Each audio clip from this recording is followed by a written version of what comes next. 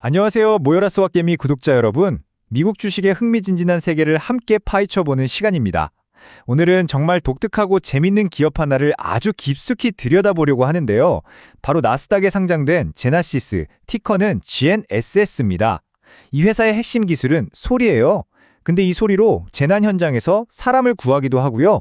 또 어떨 때는 시위 현장이나 분쟁 지역에서 강력한 무기가 되기도 합니다.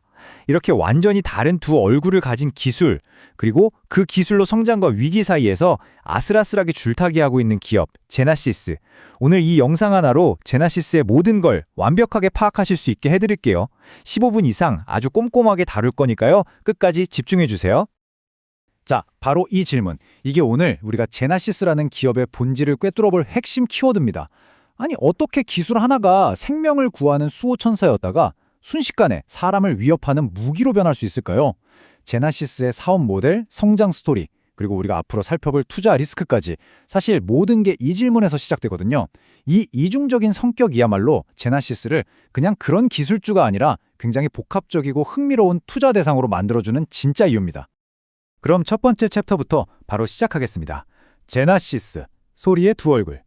여기서는 제나시스가 도대체 어떤 회사인지, 그들의 핵심 기술은 정확히 뭔지, 그리고 제일 중요한 거, 어떻게 돈을 버는지 그 비즈니스 모델을 차근차근 알아보겠습니다. 네, 제나시스의 공식적인 정의는 보호통신 전문 기업입니다. 말이 조금 어렵죠? 제가 아주 쉽게 풀어드릴게요. 이 회사는 딱 두 가지 사업을 한다고 보시면 돼요. 하나는 LRD, 엘라드라고 불리는 엄청나게 강력한 스피커 시스템, 즉 하드웨어라고요. 다른 하나는 제나시스 프로텍트라는 소프트웨어 플랫폼입니다.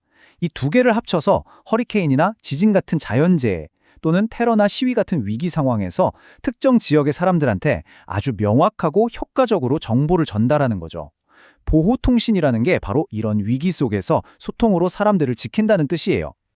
이 회사의 역사를 쫙 훑어보면 전략이 어떻게 변해왔는지 아주 명확하게 보입니다.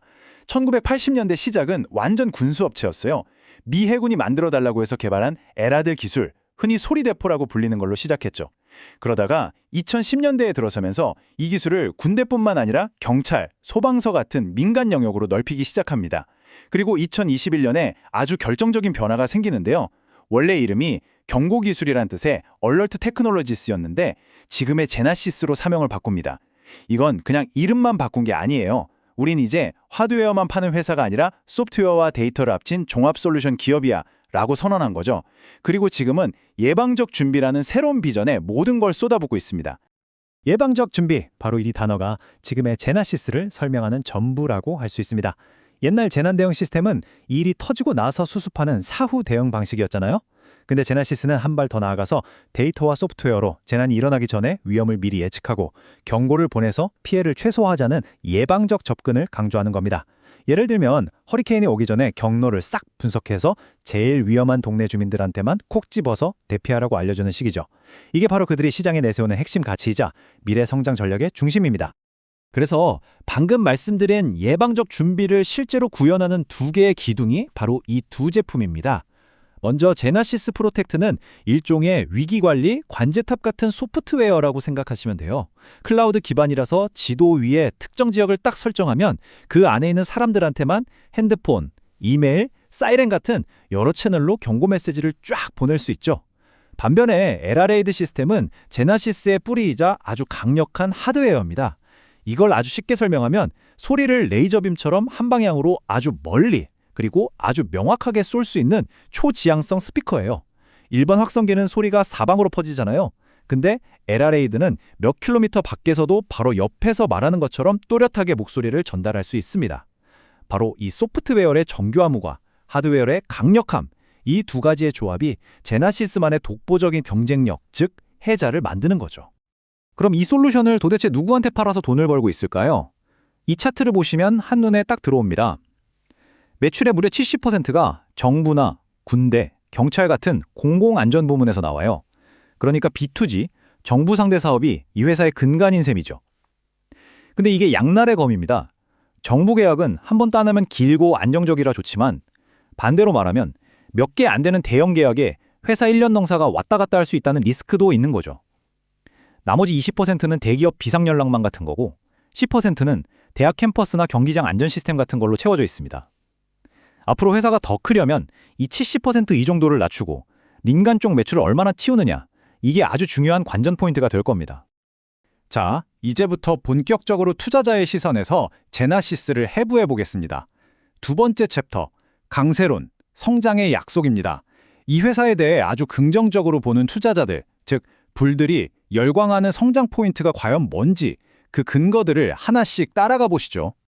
7,500만 달러, 우리 돈으로 거의 1,000억 원에 가까운 이 엄청난 숫자. 이게 바로 지금 제나시스의 성장 스토리를 이끄는 가장 강력한 엔진입니다.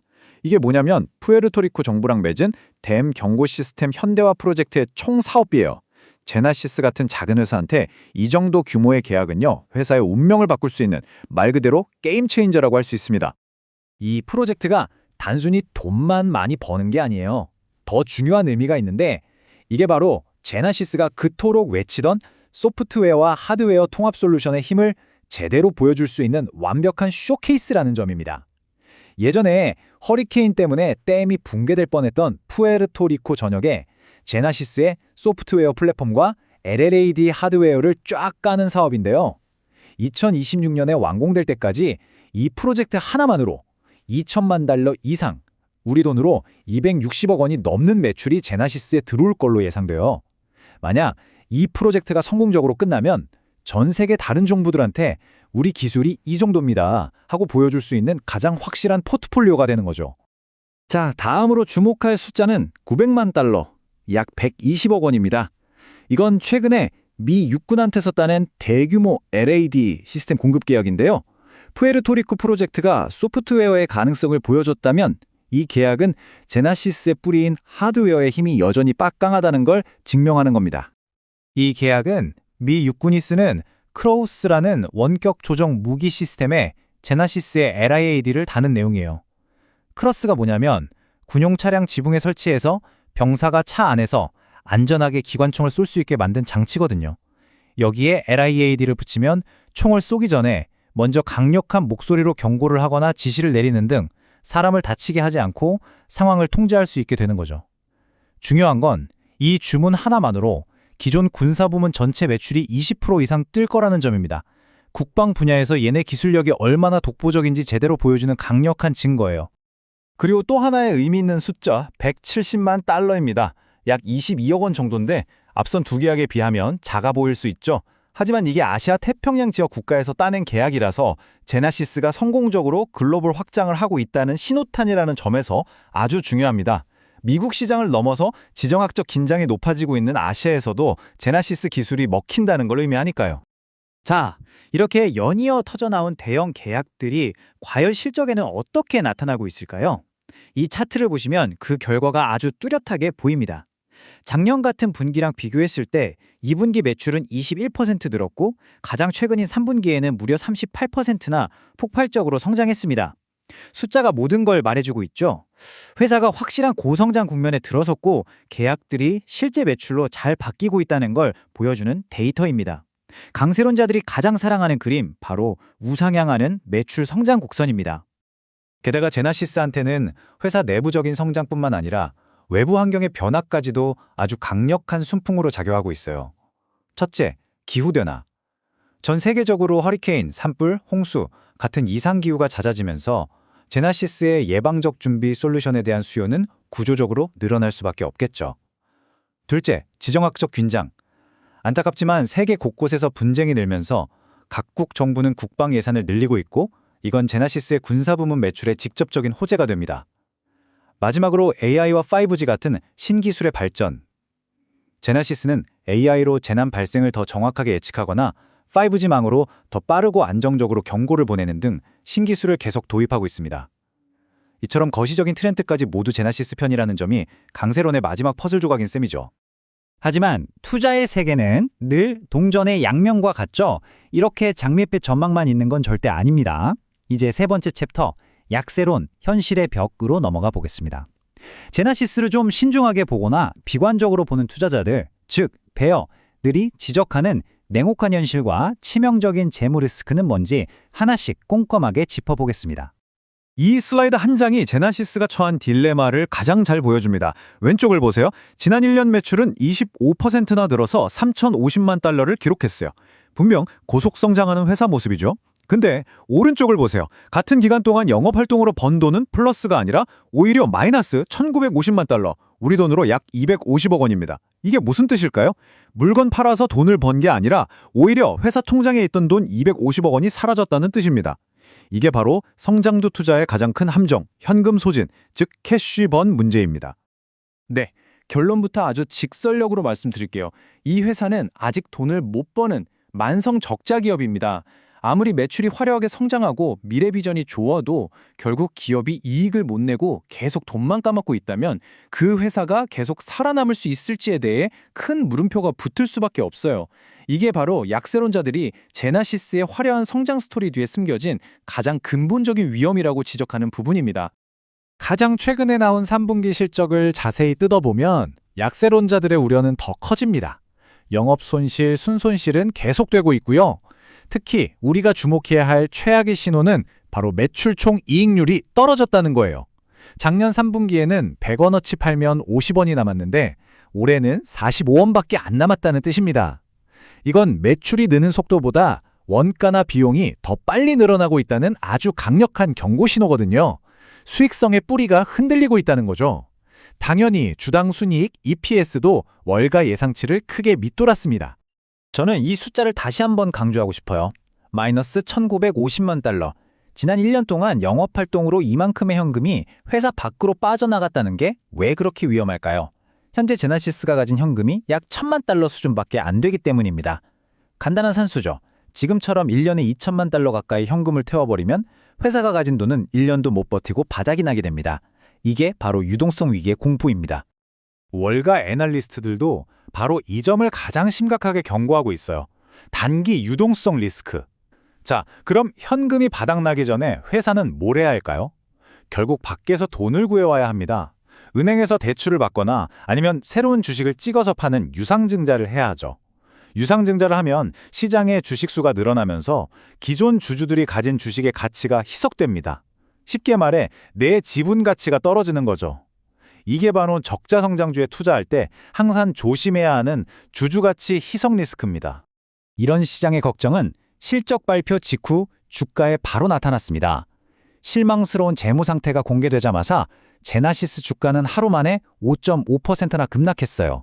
시장이 이 회사의 현금 소진 문제와 수익성 악화를 얼마나 심각하게 보고 있는지를 명확하게 보여주는 거죠. 아무리 좋은 스토리가 있어도 결국 숫자가 받쳐주지 않으면 투자자들은 냉정하게 돌아선다는 걸 보여준 겁니다. 자, 지금까지 우리는 제나시스가 가진 눈부신 성장의 약속, 즉 강세론과 그 뒤에 숨겨진 차가운 현실의 벽, 약세론을 모두 살펴봤습니다. 그렇다면 우리 서학개미 투자자들은 이 극단적인 두 얼굴 사이에서 어떤 판단을 내려야 할까요? 과연 제나시스는 엄청난 기회일까요? 아니면 위험한 함정일까요? 마지막 네 번째 챕터에서 이 모든 내용을 종합 정리하고 최종 투자 포인트를 짚어보겠습니다. 이 표가 오늘 우리가 다룬 제나시스에 대한 모든 논쟁을 딱 요약해줍니다. 왼쪽에 강세론, 즉 기회 측면에 보면 강력한 매출 성장률, 푸에르토리코와 미 육군이라는 확실한 대형 계약, 그리고 기후변화 같은 거시적인 순풍이 있죠. 기술력도 독보적이고요. 반면 오른쪽의 약세론, 함정 측면에 보면 계속되는 적자, 심각한 수준의 현금 소진, 그리고 떨어지는 수익성이라는 명확한 위험들이 있습니다. 한두 개 대형 프로젝트에 회사의 운명이 좌우된다는 점도 좀 부담스럽고요. 그렇다면 지금 주가 수준은 어떨까요? 밸류에이션을 한번 보죠. 제나시스처럼 아직 이익을 못 내는 성장주는 PER을 쓸 수 없어서 보통 주가 매출 비율, 즉 PC 레이셔를 씁니다. 현재 제나시스의 PS 비율은 2.8배 수준이에요. 비슷한 기술을 다루는 동종 업계 평균이 4.0배인 걸 생각하면 매출 규모에 비해 주가가 상대적으로 싸라고 볼 수 있습니다. 즉, 약세론자들이 지적하는 리스크들이 주가에 이미 꽤 반영돼 있어서 어쩌면 저평가 국면일 수 있다는 희망적인 신호로 볼 수도 있는 거죠. 이 43%라는 숫자는 제나시스 주식을 가지고 있는 기관 투자자의 비중입니다. 전체 주식의 43%를 연기금이나 자산운용사 같은 큰 손들이 들고 있다는 뜻인데요. 이건 꽤 높은 수준이라서 전문적으로 분석하는 기관들이 이 회사의 장기 성장 가능성을 믿고 있다는 긍정적인 신호로 볼 수 있습니다. 하지만 이건 역시 양날의 검이에요. 만약 이 기관들 중 하나라도 마음을 바꿔서 대규모 물량을 시장에 던진다면 주가에 엄청난 하방 압력이 될 수 있다는 잠재적 위험도 같이 있는 겁니다. 그럼 제나시스 투자를 생각하는 분들은 앞으로 뭘 가장 유심히 지켜봐야 할까요? 제가 딱 4가지 핵심 모니터링 포인트를 정리해 드릴게요. 첫째, 당장 11월에 나올 4분기 실적입니다. 여기서 매출 성장세가 계속되는지, 그리고 더 중요하게는 현금 소진 속도가 줄고 수익성이 개선되는지가 관건이에요.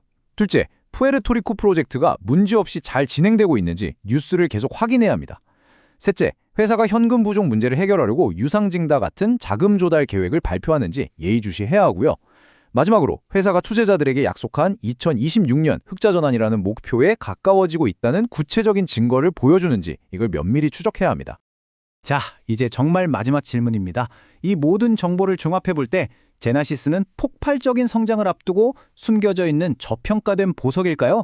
아니면 현금이 바닥나기 전에 수익성을 증명해야만 하는 째깍거리는 시한폭탄 같은 주식일까요? 최종적인 판단은 우리 구독자 여러분 각자의 몫입니다. 하지만 핵심은 명확해요. 제나시스의 미래는 결국 시간과의 싸움입니다. 회사 통장의 현금이 다 떨어지기 전에 지금의 이 엄청난 매출 성장을 실제 통장에 찍히는 이익으로 바꿔낼 수 있느냐에 모든 것이 달려 있습니다. 높은 성장 담재력과 그만큼 높은 리스크를 동시에 가진 전형적인 고위험 고수익 성장주, 이것이 바로 오늘 우리가 깊이 파헤쳐본 제나시스의 진짜 모습이라고 할 수 있겠습니다. 오늘 분석이 도움이 되셨다면 구독 부탁드립니다.